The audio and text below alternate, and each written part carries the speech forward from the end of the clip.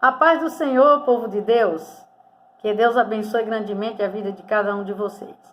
Meus amados, ontem eu recebi pelo WhatsApp um vídeo que tinha por título Por que a mulher não pode ser pastora? E me chamou a atenção e eu comecei a assistir aquele vídeo. E aí eu comecei a ver e ouvir aquele palestrante abençoado a discorrer sobre o assunto, fazendo uso de alguns textos bíblicos, procurando mostrar que não há respaldo bíblico para que a mulher exerça tal função, né, para que a mulher seja pastora ou exerça a função pastoral, o cargo pastoral. Pois bem, nasceu em meu coração o desejo de gravar esse vídeo e eu queria dedicá-lo a você, mulher de fé, mulher corajosa de Deus, mulher destemida, mulher valente, você que acredita que sobre sua vida há um investimento divino, há uma chamada específica da parte do Todo-Poderoso. É a você que eu dedico esse vídeo em nome de Jesus. Então, antes da gente discorrer sobre o assunto, eu queria definir aqui a função geral do pastor nos dias atuais. Então, no geral, é dever do pastor dirigir a igreja local e cuidar de suas necessidades espirituais. Então, de cara, eu não vejo aqui nada que uma mulher não possa desempenhar, não é? Fazer e, por sinal, fazer muito bem. Uma vez que a mulher é até mais sensível que o homem. Ela vê mais o outro, ela enxerga mais o próximo. E, por isso, né, com toda certeza, ela tem condições, sim, tá bom? De conduzir um rebanho, de cuidar das necessidades espirituais de um rebanho. Com toda certeza, essa é a minha opinião de frente. Então, antes da gente começar no assunto, nós precisamos levar em consideração o contexto cultural do Antigo Testamento e o papel da mulher na cultura judaica. Tá bom? Nós vamos falar um pouco acerca da mulher em Israel na época de Jesus. Acompanha-me. Na cultura judaica, a mulher era não mais que um objeto pertencente ao marido. Ela devia ao esposo total lealdade, mas era considerada como naturalmente infiel, desvirtuada e falsa. Eu abro um parênteses para dizer que na sociedade judaica, na época de Jesus, a mulher era vista como um indivíduo suspeito, ou seja, os homens não confiavam nas mulheres. E podemos dizer então que uma verdade proferida por uma mulher, mediante uma mentira dita por um homem, a verdade da mulher seria totalmente desconsiderada. Ela não tinha voz nessa sociedade, ainda que fosse para se defender, caso fosse acusada por algum homem, como foi o caso de Maria Madalena, no capítulo de número 8 do Evangelho de São João. A gente vê que ela foi pega em ato de adultério. Eu quero crer que ela não era casada, mas sim o marido que estava com ela, o homem que estava com ela, melhor dizendo, só que o homem foi embora de boa. E ela foi levada aos pés de Jesus para ser condenada segundo a lei levítica. Aí Jesus lhe deu direito de voz, não é? Glória a Deus por isso, e lhe deu direito de se justificar. Amém, queridos? Então, prosseguindo, pode-se dizer que o antigo mundo do Oriente, do qual Israel fazia parte, na época de Cristo, era sem dúvida um mundo de homens. A cultura era totalmente machista e, portanto, a mulher tinha mais deveres do que direitos. Vamos ver alguns deveres da mulher naquela cultura. A mulher era obrigada a ser fiel ao matrimônio, mas já o marido não tinha os mesmos deveres. Ela podia ser respeitada, ou melhor, rejeitada pelo marido por qualquer motivo. Porém, ela não podia, por iniciativa própria, se desligar do casamento. Ele podia, ela não. Caso ela se encontrasse envolta em laços conjugais, ou seja, desposada com algum varão, não podia jamais ser contemplada por outro homem. Ela tinha que casar com aquele varão.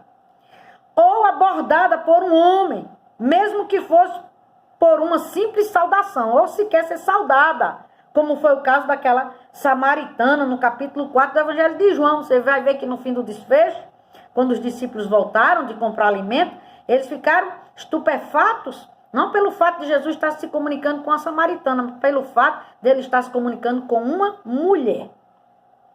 Prosseguindo, No interior da sociedade judaica, a mulher ocupava uma posição inferior à do homem. Até na esfera espiritual, ela era considerada desigual, estava abaixo. No templo, por exemplo, lhe era reservado um lugar à parte. Ela não podia cultuar junto com os homens. Na rua, ela deveria caminhar distante dos homens. Isso porque os homens não confiavam nelas, né? Elas eram objetos de desconfiança. Então, elas não podiam caminhar próximo aos homens. Legalmente, ela era proibida de tudo e estava constantemente submetida a todas as punições civis e penais imagináveis. Aí você vai entender Mateus 1,19, quando José intentou deixar Maria secretamente, que era justo. Ou seja, José era o único que podia condenar Maria diante daquele tribunal, tá certo? De julgamento pela suposta, né, traição de Maria a José, não é? Então José era o único que podia condená-la. Como ele era justo, não queria fazer isso, ele intentou secretamente deixá-la, ou seja, simplesmente fugir, né? Isso é queima de arquivo, para que ela não fosse condenada segundo a lei levítica do adultério. Então vamos adiante. Durante as refeições, ela não podia se alimentar ao lado dos homens. Não podia comer ao lado dos homens. Irmão, chega a ser engraçado, né? Hoje você vai ver isso no Evangelho de São João, capítulo 12, versículo 1 e 2, quando Jesus foi na ceia, naquela ceia em Betânia, você vai ver que Marta servia e Lázaro era um dos que estava com Jesus à mesa. E quem sentava à mesa com homem era homem, mulher ficava ao encargo de servir e comia à parte, separadamente.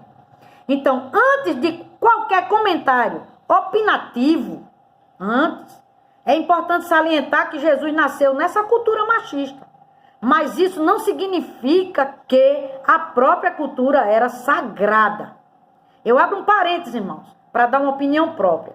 O grande problema na questão da interpretação da Bíblia é que muitos confundem a cultura da Bíblia com a sua mensagem. Amém? É isso que acontece. A gente podia dar um exemplo aqui de 1 Coríntios, né, capítulo 11, versículo de 2 a 16, quando Paulo ele trata com a igreja de Coríntios a respeito do uso do véu, do raspar a cabeça, né? A gente vai ver que era uma palavra que era instrutiva a uma igreja dentro de um contexto, tá certo? Histórico, tá bom? Dentro de um contexto de uma cultura. Se fosse hoje, ele não ia usar palavras como véu, como tosquiar, como raspar a cabeça, porque ninguém tem esse costume. Então, muitos confundem a questão, né, da história da Bíblia, porque toda história, né, ou na história está infundida a cultura, com a mensagem da Bíblia. Há uma confusão. E aí vem todo esse problema de interpretação. Então, a cultura não era sagrada. Quer ver uma coisa? Olha, a cultura judaica incluía poligamia, divórcio, escravidão e uma variedade de outras práticas que agora nós reconhecemos como reprováveis. Por exemplo, quem é a favor da escravidão? Quem é a favor da poligamia? Não é? Já foi praticado no Brasil escravidão, mas foi abolido. Demorou, foi custoso, não é? Mas graças a Deus isso foi abolido. Não é? Então, muitas, né, do que se havia naquela cultura, hoje a gente tem como práticas reprováveis. Então, isso prova que aquela cultura não era sagrada. Amém? Apesar de Jesus ter nascido nesse contexto histórico-cultural. Vamos mais adiante. Então, por que Jesus escolheu 12 discípulos e não 12 discípulas? Ou porque ele simplesmente não mesclou, não misturou? 6 de um, 6 de outro. Vamos entender. Agora eu vou dar a minha opinião. Na minha opinião, considerando tanto a cultura da época quanto as circunstâncias do momento, Jesus escolheu homens como discípulos e não mulheres por uma questão de prudência. Vamos lá. Vamos imaginar comigo para a gente entender. Imaginemos. Jesus percorrendo quilômetros de estradas algumas desertas, dormindo ao relento em horto, em montes, em jardins, percorrendo deserto com um bando de mulheres. O que é que está se dizendo de Jesus? Jesus está dormindo lá dentro do mato com um bando de mulher e um bando de homem. Meus irmãos, imagine isso comigo. Então, dentro desse pensamento, primeiro eu quero dizer que os maridos dessas mulheres não iam permitir. Como falamos a princípio, na cultura judaica, a mulher não passava de um objeto pertencente ao marido. Então o marido não ia permitir que a sua mulher saísse com homens, que ainda que fosse com Jesus, com Pedro ou com quem fosse, pelas estradas fora, dormindo por jardins, dentro do mato, de forma nenhuma. Acredito que nem na nossa cultura hoje. Segundo, imagine a má fama que isso geraria para Jesus e, por que não dizer, para todo o grupo. Será que iam falar pouco de Jesus? Olha uma observação que eu vou fazer. Somente porque Jesus foi gentil com Maria Madalena, há hoje em nossos dias, quem defenda a ideia que ele tinha um caso amoroso com ela, imagina se ele andasse com um bando de mulheres. Ora, irmãos, fala-se muita coisa de Jesus. Diz que ele era comelão, beberrão de vinho, amigos de prostituto publicano, mas ninguém chama Jesus de prostituto, de namorador, certo? Isso aí não, porque ele foi prudente. Tá certo? Nesse sentido. Amém? Então, vamos mais adiante. Mas aí Jesus morreu, ressuscitou, subiu e enviou, agora não discípulos, mas apóstolos. Por que ele enviou apóstolos e não apóstolas? Pelas mesmas razões culturais, irmãos. Primeiro, os esposos não iam permitir suas esposas saírem pelo mundo pregando o evangelho. Imagine, hoje é muito fácil uma mulher sair pregando o evangelho. Eu mesmo já fui para o Peru, já fui para Brasília, já andei em várias cidades de Pernambuco, outros estados, de ônibus, de carro, de avião. Vou lá, sou recebida pela igreja, prego, venho embora, chego, beleza. Mas naquela época não era assim, se percorria a pé, passava-se anos, para o evangelho. Irmão, não era tão simples como hoje. Eu estou aqui... Pô, uma mensagem aí chega do outro lado do mundo, numa rapidez de cometa, Então imagina naquela época, o marido não ia deixar a sua mulher largar a casa, a família, os filhos e sair pregando o evangelho, tá certo? Primeira observação. Segunda, naquela cultura, quem ia parar para dar crédito a uma mulher? Como falamos também a princípio, a mulher era vista como um ser suspeito. Já dizemos aqui, irmão, que uma verdade de uma mulher, diante de uma mentira de um homem, a mentira do homem prevalecia. Então quem era que ia parar naquela cultura machista, que a mulher não tinha voz, que era vista como um ser insuspeita, os homens não confiavam nelas, como que fossem por natureza falsas, fingidas, mentirosas, infiéis, ia crer, na pregação do evangelho. Pense comigo, imagine. Terceiro, irmão, a despeito da prudência de Jesus, nem consigo imaginar um bando de mulheres mundo afora pregando o evangelho, arriscando suas próprias vidas, correndo o risco de serem violentadas e coisa desse tipo. Entendem? Percebem comigo? Então vamos tentar concluir o que eu quero dizer. Jesus era o Messias enviado por Deus para salvar o mundo. João capítulo 3, versículo 16. Ele não tinha interesse em confrontar a cultura da sua época. Isso seria desgastante e certamente retardaria sua principal missão, que era salvar o mundo. Teria sido de pouco proveito. Uma cultura leva muito tempo para ser modificada. E esse não era o interesse de Jesus naquele momento. E ele dispunha, eu quero abrir um parênteses para dizer, isso é um pensamento meu, ele dispunha de muito tempo pela frente para tratar desse assunto, como eu acredito que vem se tratando e estamos tratando agora, e isso não vai ficar por aqui. Amém? Então, apesar de Jesus não tratar diretamente das injustiças culturais de sua época, há textos do Novo Testamento que encontramos Jesus tratando as mulheres de forma contrária a que a sua cultura preservava. Certo? A cultura dizia de um jeito para tratar as mulheres, e a gente vê em textos aqui Jesus tratando ela de forma contrária à cultura. Muito embora ele não confrontou de frente a cultura, mas ele, tá certo, agiu diferentemente em algumas ocasiões. Podemos ver isso em Lucas capítulo 7, versículo 36 e 38. Aquela pecadora que ungiu os pés de Jesus. Não é a questão de ter ungido os pés de Jesus, mas ter ficado aos pés de Jesus. Lucas 10 e 38 e 42. Maria, irmã de Marta, que ficou também aos pés de Jesus. Que, segundo a cultura judaica, só os discípulos era dado o direito de ficar aos pés de seus mestres. Então, Jesus deu também direitos à mulher de ser discípulas, ainda que não fosse de forma explícita. Amém? Ainda que não fosse de forma explícita. Aí eu quero fazer uma observação. Embora as mulheres de sua época, ou do primeiro século, não estudarem a lei com os mestres, Jesus permitiu que elas se ajuntassem às suas fileiras. Marcos 15, 40, 41, Lucas 8, 13. Essas atitudes de Jesus, com certeza, era escandalosa para a cultura na época. Jesus permitiu que mulheres se assentassem aos seus pés, conforme Lucas 10 e 39. Postura permitida apenas aos seus discípulos. Então, a gente vê que Jesus não confrontou a cultura, mas ele, não foi fiel àquela cultura. Totalmente e completamente, como muitos, eu acredito, que querem defender essa ideia. Vamos mais adiante, para a gente entender. Aqui. Glória a Deus. Uma das coisas mais lindas que Jesus realizou na vida da mulher está em João capítulo 20, versículo 11 a 18, quando Jesus apareceu a Maria Madalena e mandou-lhe anunciar sua ressurreição.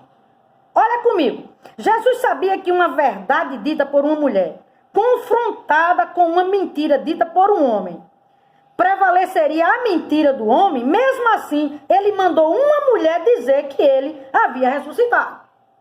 Hein? Já pensou? Uma das notícias mais difíceis de se dizer e de se sustentar. Jesus mandou uma mulher fazer, embora a sociedade não desse credibilidade a elas. Então veja, pense comigo. Quantas histórias mentirosas foram criadas acerca do sumiço do corpo de Jesus? Mateus 28, 11 e 15. A gente pode encontrar isso na Bíblia Sagrada, irmãos. Eu quero ler Mateus 28, 11 e 15. Rapidamente com os irmãos. 28, 11. Diz assim. E quando iam, eis que alguns da guarda, chegando à cidade, anunciaram aos príncipes da sinagoga todas as coisas que haviam acontecido.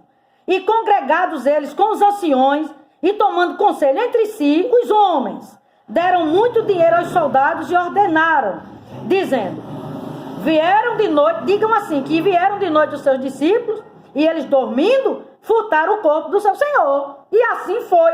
E o versículo 15, eles, recebendo o dinheiro, fizeram como estava instruído, e foi divulgado esse dito entre os judeus até o dia de hoje. Então, uma mulher começou a dizer que Jesus ressuscitou, e homens se reuniram, para desmenti-la, para falar que o que ela estava dizendo era mentira. E Jesus sabia que isso ia acontecer, tá certo? Então, o que é que eu entendo com isso? Eu entendo, meus queridos, que é essa a mensagem gloriosa. É que a chamada de Deus na vida de uma pessoa, independente de sexo, é superior à cultura na qual a vida dessa pessoa está inserida. Glória seja dada ao nome do Senhor Jesus. Aleluia. Aí a gente pode ler um texto de Romanos 16, 1 e 2, onde a gente vai encontrar uma mulher chamada Febe, Febe, que Paulo falou muito bem dela, chamando-a de serva. E, ao contrário que muitos usam essa palavra, porque essa palavra serva ou servo é o contexto que vai dizer a que se refere, mas eu quero dizer que Paulo, em suas epístolas, frequentemente aplicou esse termo a qualquer ministro da palavra de Deus, inclusive a si mesmo. 1 Coríntios 3 e 5, 2 Coríntios também 3 e 6, 6 e 4, Efésios 3 e 7, 6 e 21, tá certo? Então, essa palavra servo, tá certo? O contexto é que vai dizer a que se refere. Ninguém pode dizer que serve todo aquele que serve ao Senhor, porque há contextos que esta palavra se aplica, tá certo? A qualquer ministro da palavra de Deus. Inclusive o próprio Paulo, assim também, se autotitulava. Amém, meus queridos? Então a gente pode observar isso aqui, que a chamada é maior. Está acima da cultura. Glória seja dada ao nome do Senhor Jesus. E ainda podemos aqui, irmãos, é enriquecer essa mensagem usando o texto de Gênesis, capítulo 1, versículo 27 e 28. Eu quero ler com os irmãos e falar acerca da questão da mulher no início da criação. Vamos ver onde o Senhor a colocou, não é? Em que posição o Senhor a botou, tá certo? Glória a Deus. O que o Senhor confiou a essa mulher? 1 e 27 diz assim, do livro do Gênesis. Como é lindo. E criou Deus o homem à sua imagem. Sua imagem. De Deus o criou, macho e fêmea os criou. Aqui, homem, essa palavra homem aqui, não está se referindo ao gênero, tá certo? Mas à raça humana. Aqui está dizendo homem, a imagem de Deus, macho e fêmea. Então, tanto o homem quanto a mulher foi criado à imagem de Deus. Primeira verdade. Segunda, versículo 28. E Deus os abençoou, e Deus lhe disse a eles, frutificai e multiplicai-vos, e enchei-vos a terra, e sujeitai-a e dominai-a sobre os peixes do mar. Amém, meus queridos? Então, Deus fez ambos, homem e mulher, a sua imagem. Um não foi feito à imagem de Deus mais do que o outro, tá certo? E também a questão de dominar sobre a criação, o Senhor também conferiu, tá certo? Essa oportunidade, essa incumbência também para a santa mulher, para a mulher, não somente para o homem. Então, se Deus, irmãos, se Deus, ele incumbiu a mulher de sujeitar a terra, dominar a terra, no princípio, por que a mulher não pode ser uma pastora? Fica a interrogação. Amém, meus queridos? Aí, meus amados, não me venham com aquele texto de Efésios, capítulo 4, tá bom? Capítulo 4, eu quero ler com os irmãos. Não me venham com esse texto aqui, versículo 11 e 12, que vocês gostam de ler esse texto para querer justificar esse pensamento machista. Que diz assim, e ele mesmo deu uns para apóstolos e outros para profetas, e outros para evangelistas, e outros para pastores e doutores, querendo o aperfeiçoamento dos santos para a obra do ministério, para a edificação do corpo de Cristo, que é a igreja. O que é que esse texto aqui se refere? Está dizendo que o Espírito Santo concedeu a cada cristão dons especiais para trabalhar em prol da edificação da igreja de Jesus Cristo, a qual o próprio Cristo é a cabeça. Então, esse substantivo aqui, que nós encontramos pastores, doutores, apóstolos, profetas, irmãos, esse substantivo aqui não está se referindo ao homem, mas sim está dando nome aos dons, tá certo? É referente aos dons. Bendito é o nome do Senhor. Então, não venha usar esse texto aqui para dizer que Paulo está ensinando, tá certo? Que o Espírito Santo chamou os doutores, os profetas, os mestres, os pastores. Não. Esse substantivo aqui é referente aos dons. Está dando nome aos dons que foram dados aos servos do Senhor, tá certo? Para que, então, o corpo de Jesus Cristo ele funcionasse perfeitamente, sem qualquer deficiência. Glória ao nome do Senhor. Aleluia. Então, a isso que se refere esse texto, meus queridos e amados irmãos. Então, fica aí, irmãos, a pergunta. Uma mulher pode exercer um ministério pastoral? Está proibido? A Bíblia proíbe? Aí para você, querido, que falou que a Bíblia não há respaldo na Bíblia para que uma mulher exerça a função de pastor, o cargo pastoral, a função, seja o que for, o ministério. Deixa eu te perguntar uma coisa.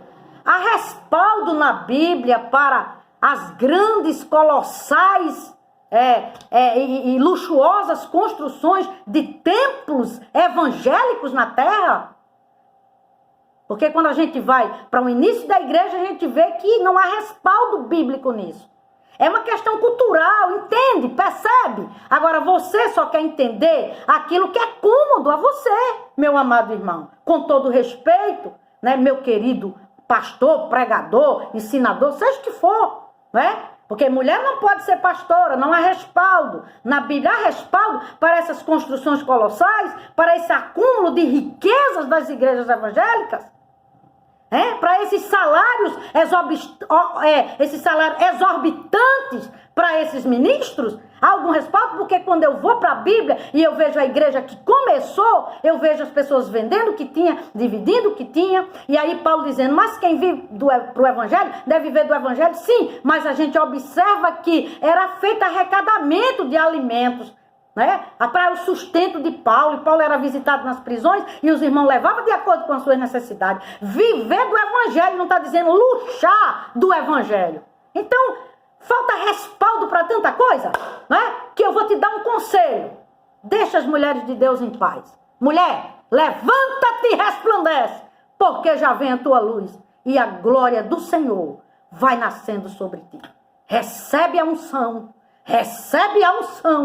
aleluia, e resplandece na terra para a glória de Deus.